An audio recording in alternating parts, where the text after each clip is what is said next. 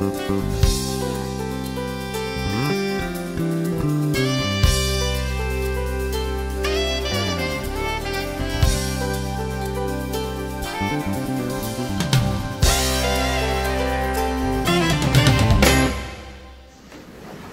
are not a bad thing, and they're not something that someone should feel bad or ashamed, or you keep your dignity, you never apologize, okay? People who are fluent in more than one language really deserve a lot of respect. But sometimes accents are not just charming cultural flavors. So an accent is a charming cultural flavor, except when it is a communication barrier, and when the accent is severe to the point where the person is really difficult to understand. So the first thing I'm going to talk about is what do you do when you don't understand this person? Okay? You want to show respect. That's the first thing. The problem is when you're in a position of authority, I'm talking now about communication breakdowns and how to repair them. The first problem is many times the person who has an accent doesn't know that their listeners don't understand them because they don't want to embarrass them, because it's your doctor. You wait till the doctor goes out of the room, then you turn to the nurse and you say, what did he say?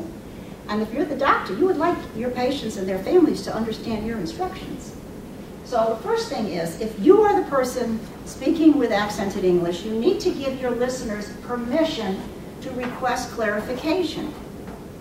If you are a listener, then you need to politely say, excuse me, I'm really wanting to know what you're saying. It's really important to me, with respect. But I didn't understand the last thing you said. And I say this all the time because the first contact that potential clients have with either me or my contractor who's in Raleigh is a 30-minute telephone consult. And that strikes fear. I mean, they're shaking to their boots because telephone is one of the hardest ways to communicate if you have an accent. Now, if you're the accented speaker and the person says, excuse me, I didn't understand you, you have to change the way you're speaking. You have to say something differently. I had a client from South Korea who worked, I think Seoul is in South Korea, I don't know my geography, but he worked at a newspaper which was the equivalent of the New York Times.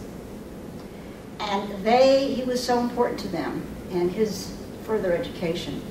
They funded a postdoctoral fellowship at Duke University, which means they paid for him, his wife, and 2 children to live in Durham for a whole year and take postgraduate courses.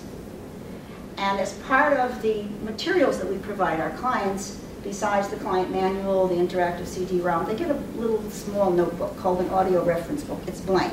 They write words in it that they're having difficulty making, where they're having difficulty making themselves understood. So he came in with this word. I'm not going to tell you what it is yet. And here is his story. He went to the Subway sandwich shop across the street from Duke.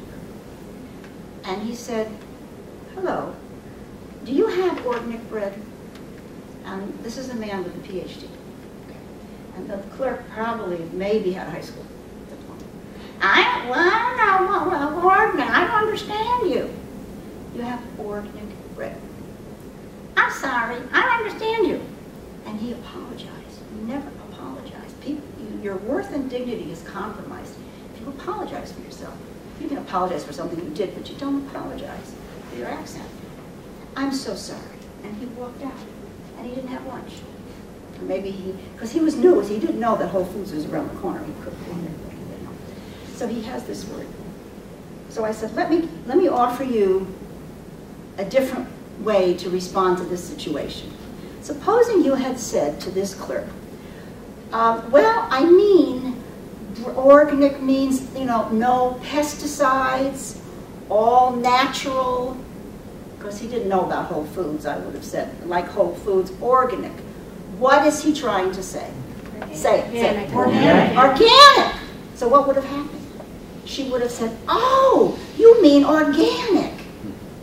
Well, 2 things would have happened. She would have said, well, I'm sorry, we don't, but we have whole wheat. It's very good. Maybe he would have had a whole wheat sandwich. He would have had lunch. But something more important would have happened. He will always in the future pronounce that word correctly. Organic.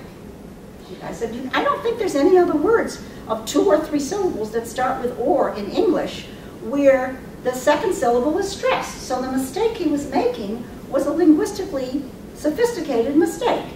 She said, well, because I was thinking order, ornament, organize, orderly. You always stress the or, so organic, that would make sense. And she said, well, yeah, there's one, ordeal. But that's the only one I could think of. But my point is, if he had been able to change what he was saying, his listener would have come out with the word, and he would always know that word. You use communication breakdowns as learning experiences.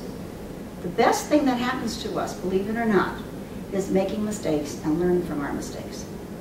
You don't learn when you get it right. You just, oh, I'm so good, I got it right, but you didn't learn it.